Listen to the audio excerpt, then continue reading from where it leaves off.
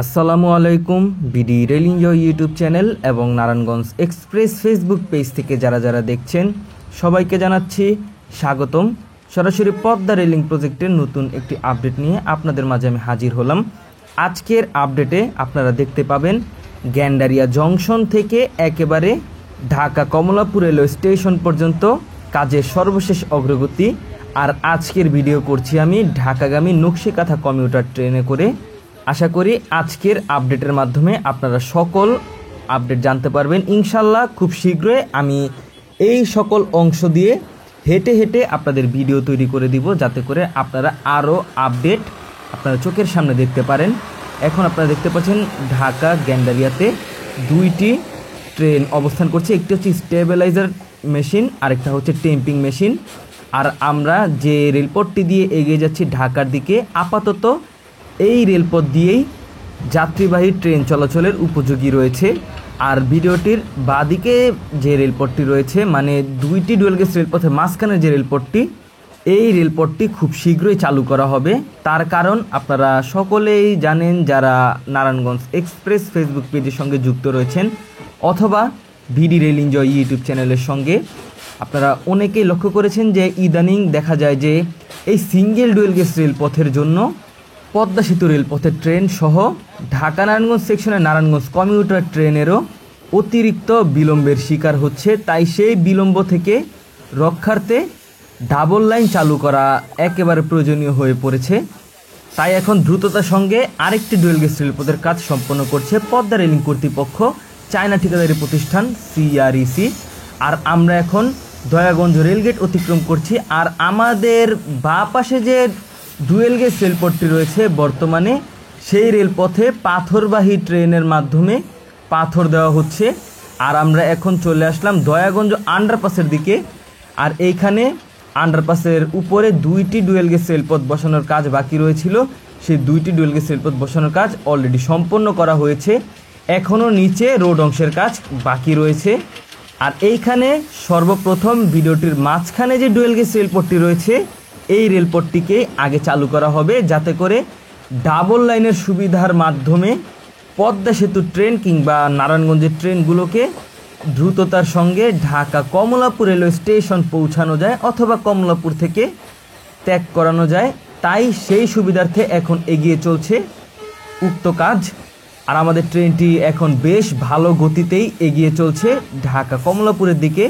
আর আমরা দেখতে দেখতে চলে আসলাম সায়দাবাদ রেলগেটের দিকে। এই অংশেও অলরেডি দুইটি ডুয়েল গেজ রেলপথ বসানোর কাজ সম্পন্ন করেছে পদ্মা রেলিং কর্তৃপক্ষ। ভবিষ্যতে যখন উক্ত রেলপথ পুরোদমে চালু করা হবে, তখন দেখা যায় এর চেয়ে বেশি গতিতে ছেড়ে যাবে ট্রেনগুলো। এতে করে দেখা যায় যে যাত্রাপথে যে গন্তব্যে আমাদের পৌঁছানোর কথা একটি সময়ে, তারই আগে আমরা পৌঁছে যেতে পারবো। মানে রানিং টাইম অনেকটা কম থাকবে ট্রেনগুলোর। আর আশা করা যাচ্ছে সেই সুবিধা আমরা পেতে চলেছি আসছে জুলাই মাসেই। বাংলাদেশ রেলওয়ে 4টি রেকে 8 জোড়া ট্রেন চালুর প্রস্তাবনা দিয়েছে। পাশাপাশি ভাঙা কমিউটার সহ নকশিকাথা কমিউটার সহ মোট 10 জোড়া ট্রেন পদ্মা সেতু রেলপথ দিয়ে চলাচল করবে। তাহলে বুঝতেই পারছেন কতটা ব্যস্ততম রেলপথ হতে চলেছে এই অংশ।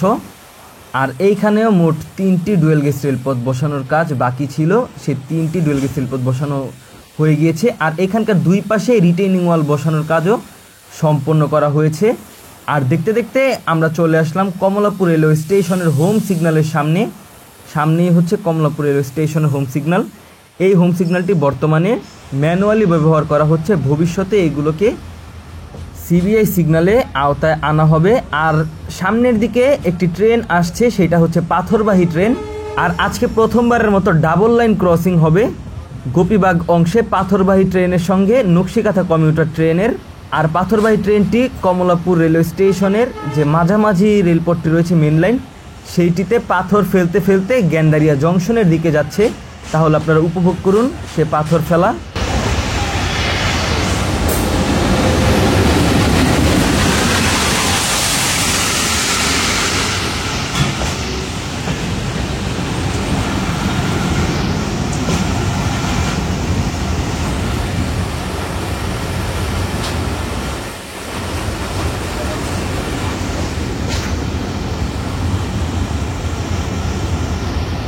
অলরেডি আপনারা দেখতে পেলেন কিভাবে পাথর ফেলা হচ্ছে এই রেলপথগুলোতে। এইখানে প্রায় প্রতিটি অংশেই পাথর ফেলার কাজ করা হচ্ছে, আর ভবিষ্যতে এইগুলোকে হ্যান্ড টেম্পিং মেশিনের মাধ্যমে টেম্পিং করার পর যে টেম্পিং ট্রেন রয়েছে সেই টেম্পিং ট্রেনের মাধ্যমে টেম্পিং করা হবে, ফাইনাল টেম্পিং। আর দেখতে দেখতে আমরা চলে আসলাম একেবারে টিটিপাড়া আন্ডারপাসের দিকে। আর আমাদের ট্রেনটি এখন অলরেডি টিটিপাড়া আন্ডারপাসের উপর দিয়ে এগিয়ে যাচ্ছে কমলাপুরের দিকে। ভবিষ্যতে এইটার নিচ দিয়েই চলাচল করবে যানবাহনগুলো, আর উপর দিয়ে কোনো এখন যে রেলগেটটি রয়েছে টিটিপাড়া রেলগেট, সেই রেলগেটটি থাকবে না। আর আমরা এখন টিটিপাড়া রেলগেট অতিক্রম করার পর সামনে যে রেলগেটটি, এটি হচ্ছে আইসিডি রেলগেট। আর আইসিডি রেলগেট অতিক্রম করার পরপরই ঢাকা রেল স্টেশন বা কমলাপুর রেলওয়ে স্টেশন শুরু হয়।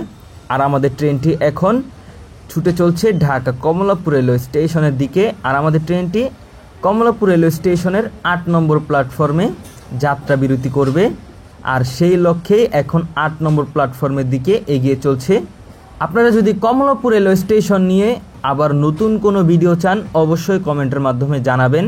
আমি চেষ্টা করব আপনাদের কমলাপুর রেলওয়ে স্টেশন নিয়ে নতুন একটি ভিডিও তৈরি করে দিতে।